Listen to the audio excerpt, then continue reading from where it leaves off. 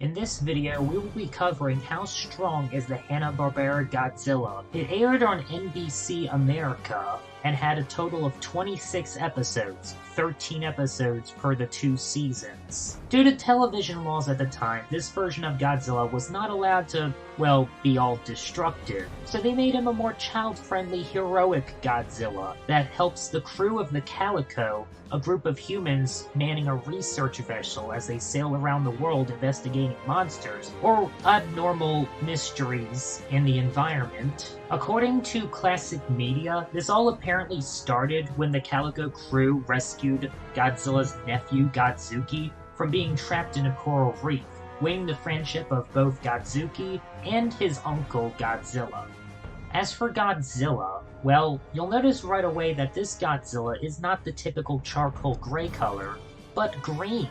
That's because, well, to us Americans, who had limited access to Godzilla media at the time, just simply assumed he was green based off all the posters going around the world showing him green, despite the fact that this was pretty much after the time when Godzilla vs. Megalon was being heavily shown in the US, meaning that we should have already known what Godzilla actually looks like in the movies by this point. Apparently, according to Toho, who actually now owns this version of Godzilla despite not actually being involved in this Godzilla's development, he has an exact height of 122 meters and 600 tons. However, I can't find the exact source of this information. Going off of evidence in the show itself, however, according to the opening song, Godzilla is 30 stories high, which roughly translates to about 99 meters.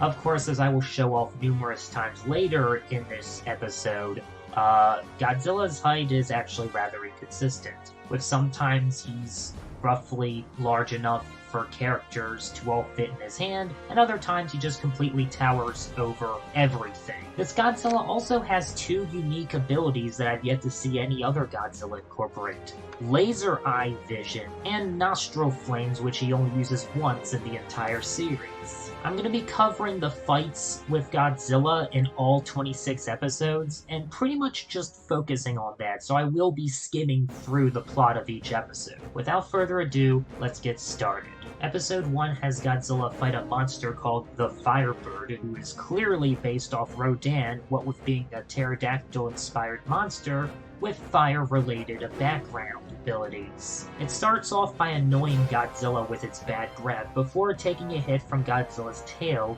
appearing stunned for quite a second before resuming the fight. This shows that Godzilla is easily the stronger of the 2 fighters. We also see Godzuki actually dodge some of the Firebird's attacks, and even after getting hit, barely seems bothered by it, indicating that Godzuki might at the very least be noticeably durable like his uncle.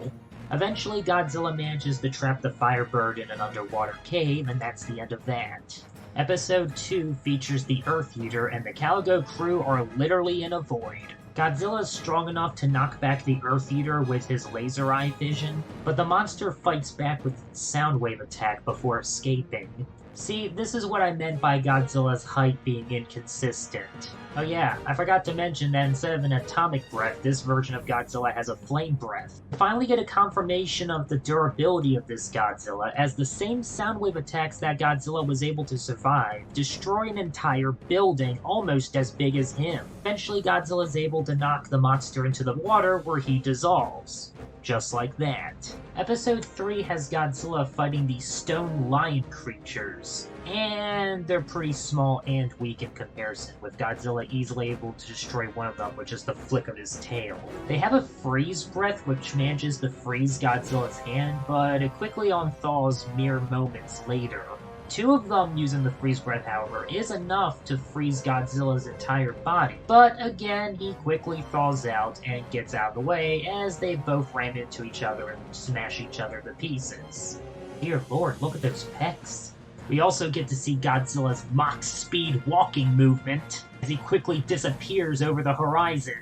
The next episode has Godzilla tackling a group of monsters called the Megavolt Monsters. A megavolt's basically 1,000,000 volts of electricity, as stated in the episode itself. which roughly translates to about 3.8 tons of TNT or large building level. Since Godzilla takes multiple attacks from these, and even tanks attacks from the two smaller Megavolt monsters, I think it's safe to say this Godzilla is definitely at least large building levels so far. The monsters get their power from some rock which Godzilla destroys. We also see Godzuki surviving such attacks, so Godzuki may also be large building level in durability. Although, given the drastic height difference between the two smaller ones and the big one, it's more likely small building level if I'm being honest. Eventually, after the rock is destroyed, the big Megavolt monster loses power and shrinks down and escapes. Godzilla can also apparently clench his hand so tightly as to make it airtight and vacuum sealed, allowing two people to stay inside his fist as he swims underwater. Who needs a submarine when you have Godzilla, am I right? The next episode has Godzilla fighting a literal seaweed monster. No, I'm not kidding. Godzilla fights literal seaweed algae. I guess the monster's strong enough to grapple with Godzilla, and we see Godzilla uses laser eye vision underwater, which looks quite a bit different this time. I really don't know why Godzilla didn't just keep using his flame breath, seemed pretty effective earlier. He defeats the seaweed monster by drying him out in the sun on land. I guess he's physically strong enough near the end to be able to survive fighting Godzilla in the water, but still. I don't see how being in the water makes him immune to Godzilla's fire breath when he gets larger later.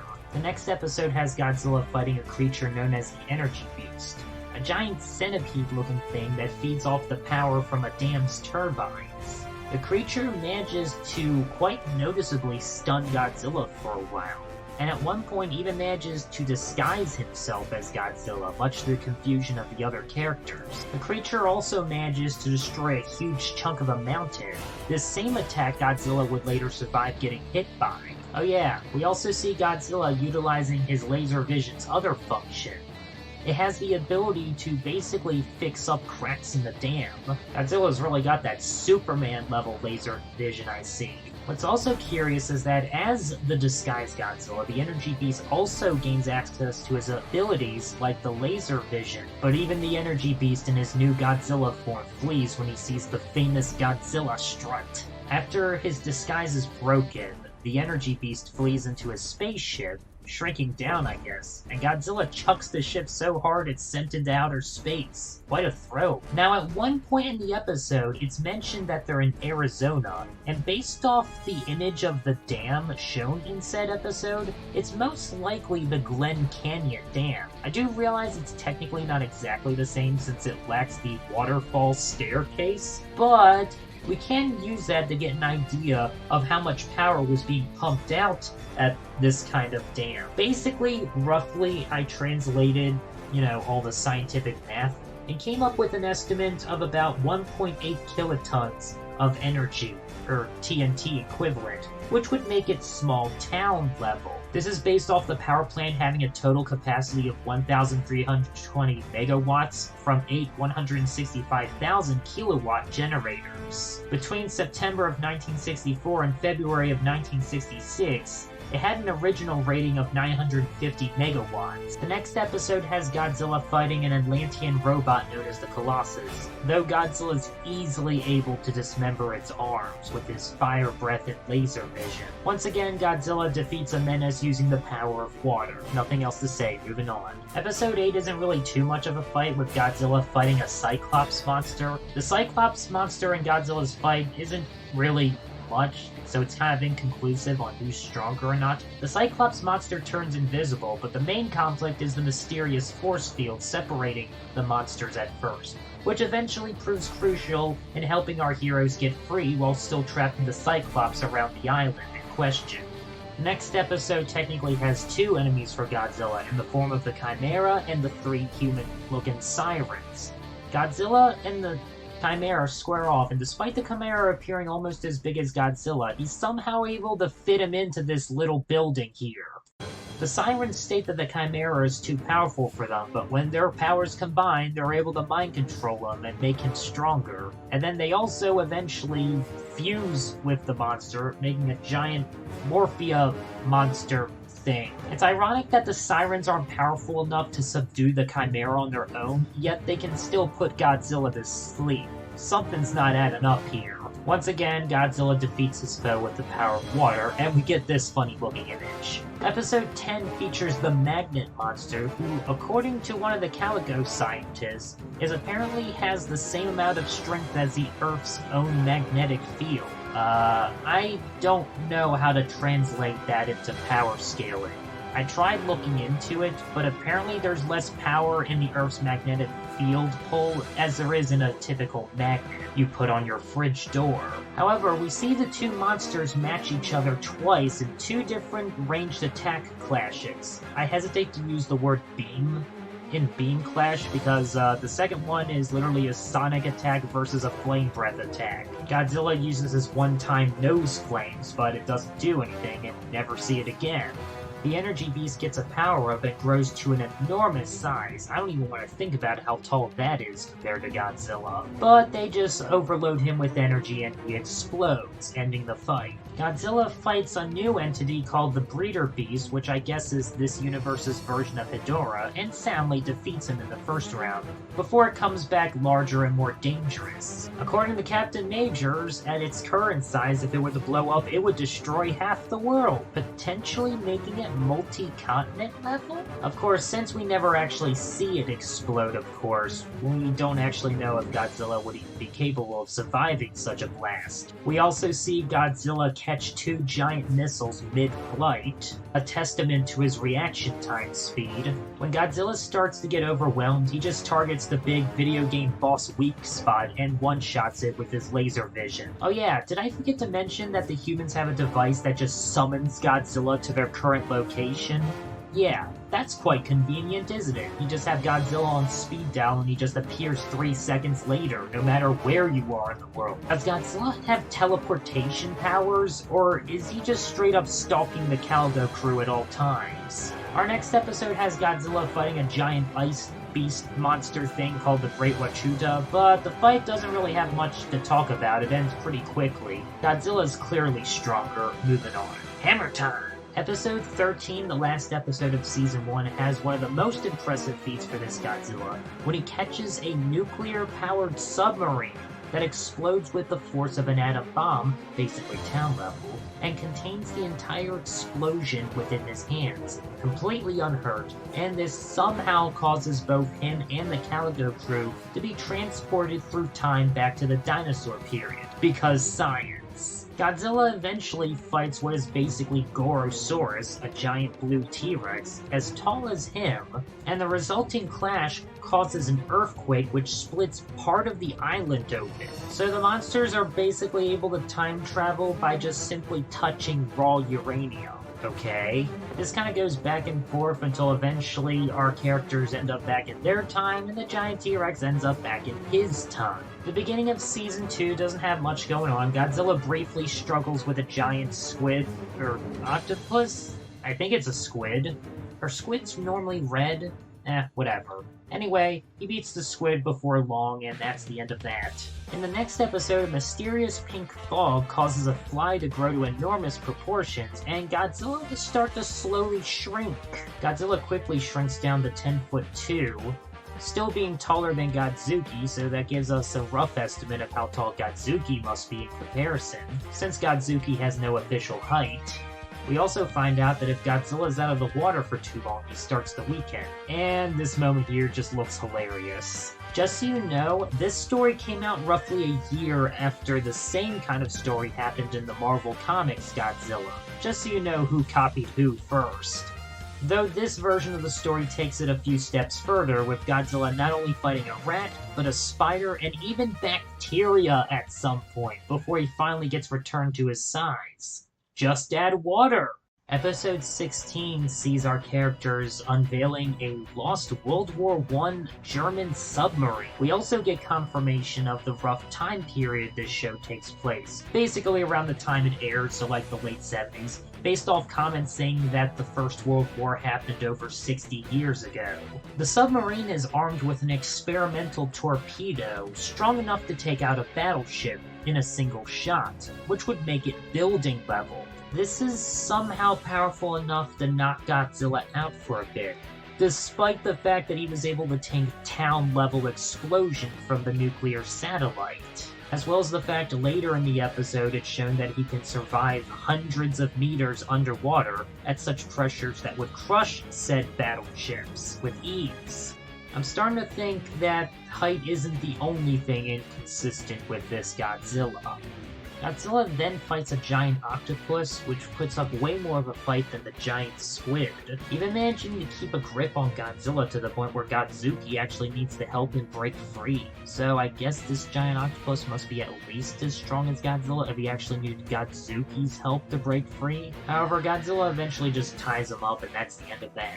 The next episode has what is apparently a fan-favorite monster of the series, Axor. That's probably because this monster has actual intelligence, since he can mind control other people to do his bidding for him. He also gets a power-up from some weird steam thing inside this temple, which can even power up the Human Kid character enough to leap several dozen feet into the air, and even powers Godzuki up enough to the point where he can actually fight on par with Axor and drive him back, actually able to produce a flame breath on his own this time, though the power quickly wears off. I'd say at this point, the one time we actually get a legit fight with Godzuki, he's probably about as strong as Godzilla, which is a massive jump in power, regardless of how strong Godzilla may or may not be. Axor definitely seems to be weaker than Godzilla, because even though he's able to blow away a large pile of boulders, Godzilla is able to just smack the attack away. And it doesn't help that Axor seems to lose power very quickly. Godzilla also appears to be immune to mind control, or at least has stronger resistance to it, since getting hit once with the mind control beam isn't enough. Godzilla somehow turns a stone wall into a mirror with his flame breath, I'm pretty sure that's not how that would work, and manages to reflect Axor's own mind control beam back at him, which somehow causes him to disappear. Is he dead? We don't know. So episode 18 sees what will be the closest we get to seeing King Ghidorah in this show, the Power Dragon, destroy a large ship with 2 blasts of lightning. After this, Godzilla starts to get sucked into a whirlpool, but at the last second tries to physically fight it, which is hilarious. Godzilla then just spends most of the episode just continuously falling in the vortex. We also get another example of the Power Dragon completely destroying a building with a single shot of lightning. When the fight does finally start between the two monsters, we see Godzilla dodge literal lightning before Godzilla finally manages to defeat the Power Dragon by tripping him into the vortex, causing the vortex to somehow overload and short circuit, sending the monster away along with the human antagonists of the episode. Our next episode features the Cyborg Whale, which, despite what you may think, is not actually a cyborg whale, but an experimental mining vessel armed with lasers that's even too strong for Godzilla to stop as it just steamrolls through him. The lasers can also vaporize rocks, which Godzilla survives, and according to the episode itself, it was built to be able to survive the strongest, worst storms, which, according to the Versus Wiki, can range from multi-city block level with kinetic energy to large town level with a cloud formation. Checks out. Godzilla once again shows off his speed with a feat where he manages to get ahead of the Cyborg Whale. Keep in mind it's hard to calculate how fast the thing is moving, but he does manage to get ahead of it, far enough ahead to be able to dig through an island to form a canal, and he had to work fast because that thing was gaining on him. So yeah, Godzilla just sort of claws his way through an entire island in mere seconds. The two have a brief beam clash, and even though Godzilla wasn't able to stop it with brute force, crashing into a regular ship did, at least for a moment. Eventually, Godzilla manages to beat it by getting it to literally swim around in circles until it runs out of power. But yeah, the Cyborg Whale was a surprisingly effective threat against Godzilla. Episode 20 has Godzilla fighting a giant spider, and while he does win round 1, the spider comes back for round 2 and manages to poison Godzilla, causing him to fall asleep. So this Godzilla is vulnerable to poison attacks. Eventually, Godzilla gets back up, however, and the giant spider gets even more giant, but Godzilla just manages to trick him into biting himself, causing him to fall asleep. Yeah, I'm pretty sure that shouldn't be possible for spiders. Aren't they supposed to be, like, immune to their own venom or something?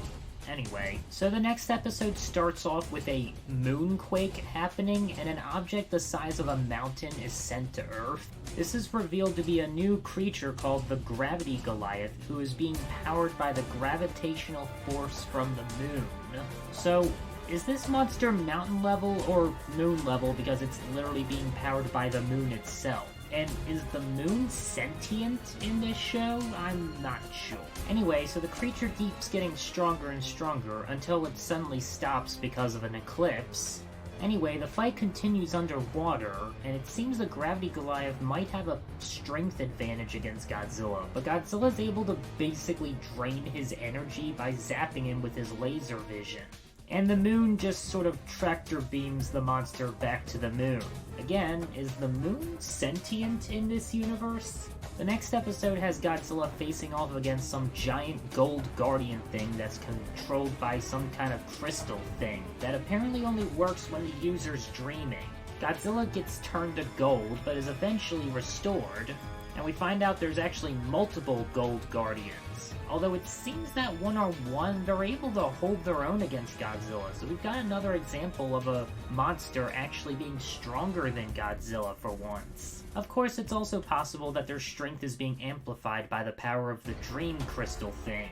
Beforehand, the two monsters seemed evenly matched with their beam clash, but yeah, there seems to be a drastic strength disadvantage now. Anyway, Godzilla just sort of one-shots them when he just simply melts them with his flame breath. Have another Godzilla strut. Our next episode starts with Godzilla strutting once more and just casually pushing half an island out of the way. The episode mainly focuses on a bunch of sea life that has grown to abnormal size, but at the end of the day, they're just regular sea life at giant monster size. Godzilla briefly fights a manta ray that for some reason makes seagull noises before he just one-shots it by slapping it out of the air. There's the Godzilla strut again. So the most impressive feat in this episode is when they have Godzilla go from Malaysia waters all the way to Antarctica and back with a giant iceberg in tow in what seems like very quick time. I mean, you could argue maybe a few hours passed, but that's still pretty fast swimming, all things considered. And he's doing this with a giant iceberg in tow, too. I'm not really sure what to think of episode 24. Long story short, volcanoes are erupting all over the Pacific, specifically along the Pacific-Asia crustal plates. So this could be interpreted as continent to possibly multi-continent level. Unfortunately, it's not caused by the monsters that actually appear in the episode, the magma lizards. So I can't really accurately power scale any of the potential destructive feats in this episode. Godzilla doesn't even fight the monsters either, so there's not really any point talking about this episode further. Oh yeah, I almost forgot, there is one thing that happens at the very end of the episode. Right after Godzilla drops off Godzuki on the Calico boat, exactly 10 seconds later, he suddenly starts erupting out of a volcano quite a distance away from the ship. How did he swim under there that fast? Godzilla must have teleportation powers. That's the only explanation. As well as how he's always nearby whenever they call for him. The second to last episode doesn't have any monsters, but Godzilla facing Cobra. Yeah, that Cobra. The same Cobra from G.I. Joe. So G.I. Joe is canon to the Hanna Barbera universe. Huh. This whole episode is just scratching an itch because this is the closest we get to having Godzilla just straight up causing actual destruction against human forces. Godzilla's completely unfazed by a bunch of death charges blowing up in his hand. Despite them saying that they have the most modern weaponry on Earth, their attacks do nothing to Godzilla. In fact, even the Calico crew states that they've never seen Godzilla take such punishment before, and he's completely tanking it. There's the Godzilla strut. He's just swiping jets out of the sky. Here, have another strut. Godzilla then chucks a nuclear reactor into the ocean to cool it off, and then using his laser vision, completely halts all radioactivity in the reactor. So Godzilla's laser eyes turn off radioactivity. Isn't there a certain giant monster that literally runs off radiation? So yeah, Godzilla's laser eyes basically makes him the perfect anti-Godzilla, because theoretically, he could just zap other Godzillas with his laser vision and just sort of sap away all their energy. The last episode of the series has an asteroid being pulled towards the Earth by some aliens with a spaceship. As the asteroid gets closer to the Earth, it starts causing natural disasters all over the planet, potentially making it multi-continent level, although this doesn't ever really specifically affect Godzilla. The Calico crew believes that when the asteroid impacts the Earth, it'll destroy it, but that seems a bit contradictory to the aliens' plans, who just simply want to turn it into their new planet. Can't do that if there is no planet. They also clearly state in the episode that the asteroid is almost the size of the moon. Godzilla just picks up the spaceship and flips it upside down, and that somehow causes the tractor beam to reverse and send the asteroid away from the Earth. Godzilla saves the planet and even has a funny laugh at the end.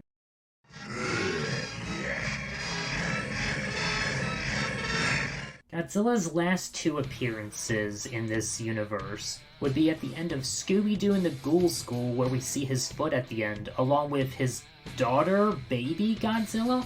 Although you can clearly notice that Godzilla's foot is a different color, so I hesitate to say this is the same Godzilla. Then again, Shaggy has a red shirt, so, I mean, maybe it's a different universe or something? The Hanna Barbera multiverse is so confusing. He also makes a brief cameo in Scooby-Doo Team Up number 43 from October 24th of 2018, where he shows up in just a single panel, apparently having been mind-controlled by some villain, and was defeated by the heroic Frankenstein Jr.? Not sure what the deal with that was. So how strong is this version of the King of the Monsters?